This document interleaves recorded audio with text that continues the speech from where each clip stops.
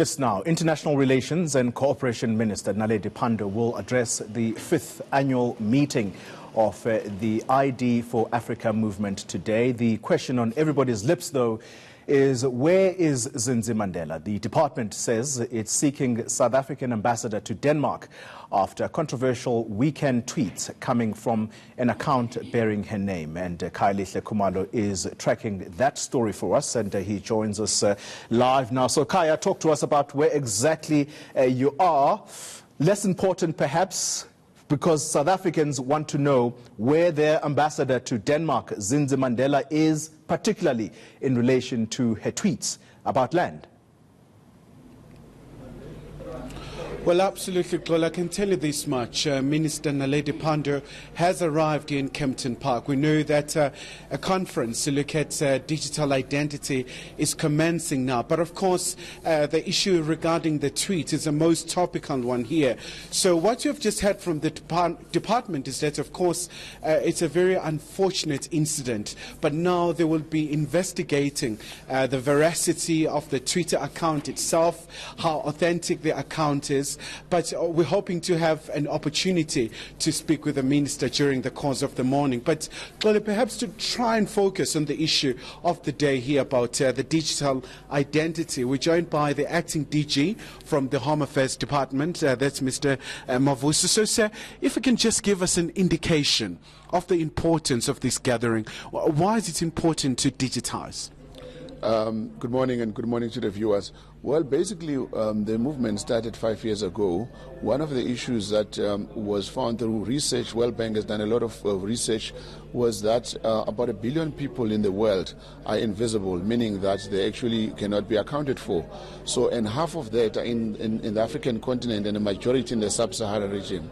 So as part of the Department of Home Affairs journey, as you recall, that in 2013, while Minister Pandor was actually still the Minister of Home Affairs, she launched the digital smart ID card on the 18th of July 2013. So we then joined this particular movement because ours is to ensure that we convert everybody into a digital ID.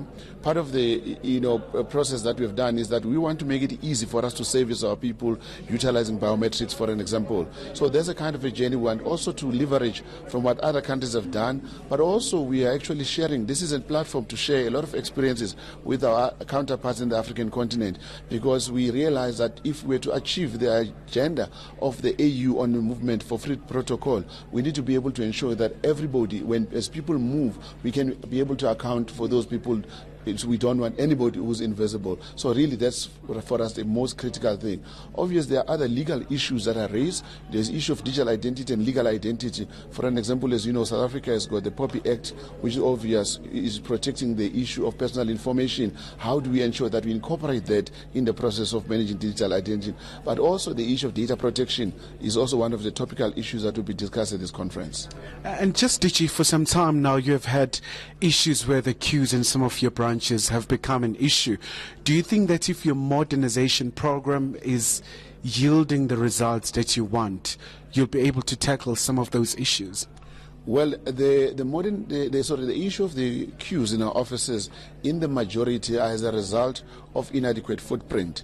There's a demand for people to convert to a smart card, but also, we need to be able to ensure that we've got more facilities where we can be able to access. I mean, currently in the country with 57 million people, we're only able to offer smart card in 193 offices.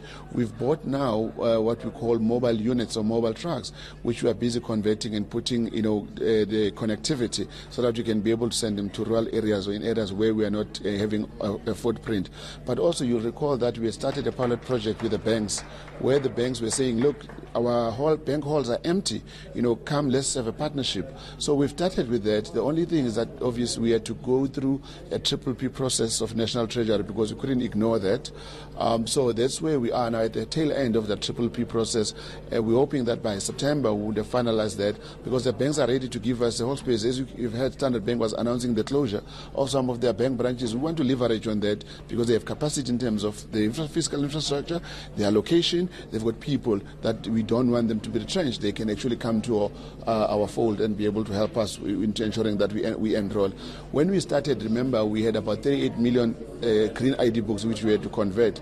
We've just done over 13 million smart cards. So the journey is still very long, but we are hoping that we'll be able to achieve that within a short space of time, and then ensure that we discontinue the green ID book, because it continues to give us grief with people forging it and creating all sort of things and removing photos, because it's a laminated ID book compared to a smart card, which is actually you cannot even touch the picture inside it.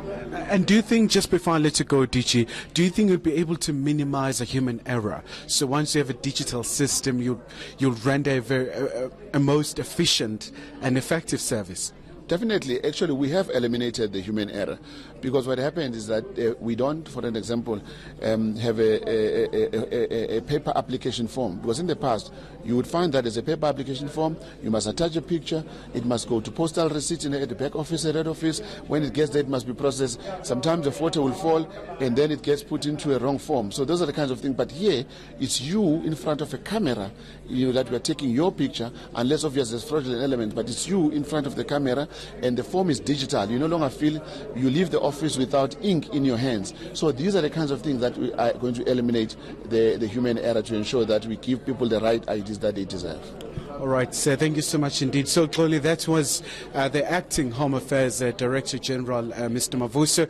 But, of course, more importantly, the Minister of International Relations and Cooperation, Naledi Pandor, is a keynote speaker here. And a lot of issue that a lot of people are really asking is the issue regarding that controversial tweet by South Africa's ambassador accredited in Denmark.